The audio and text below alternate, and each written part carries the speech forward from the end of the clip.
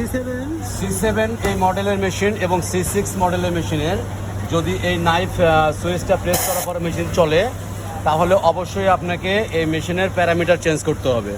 তো আসলে প্যারামিটারটা কিভাবে চেঞ্জ করবেন আমি এখন সেটা দেখাবো। সর্বপ্রথম আপনাকে পি এবং এই প্লাস বাটনটা চাপ দিতে হবে। এখন লক খুলে নিতে হবে, এন্টার। এখন আপনি চলে যাবেন সর্বপ্রথম 95তে গিয়ে আপনাকে এটাকে আনলক করে নিতে হবে। এখানে 0 আছে, এটাকে 1 করবেন, পি দিয়ে সেভ দেবেন এবং 94তে আসবেন। 94তে আসার পরে 90তে এখানে 8 আছে, এটাকে আপনি 6 করে দেবেন, 6 সেভ।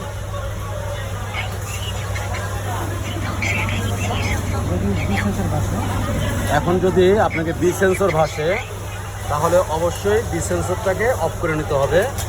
তো বি সেন্সর অফ করতে গেলে সর্বপ্রথম থেকে পি এবং প্রেসার ফিট বাটনটা প্রেস করতে হবে।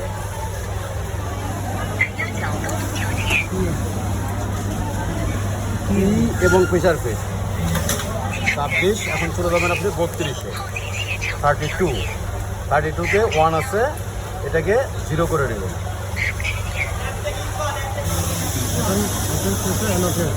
এখন ওকে আছে, এই যে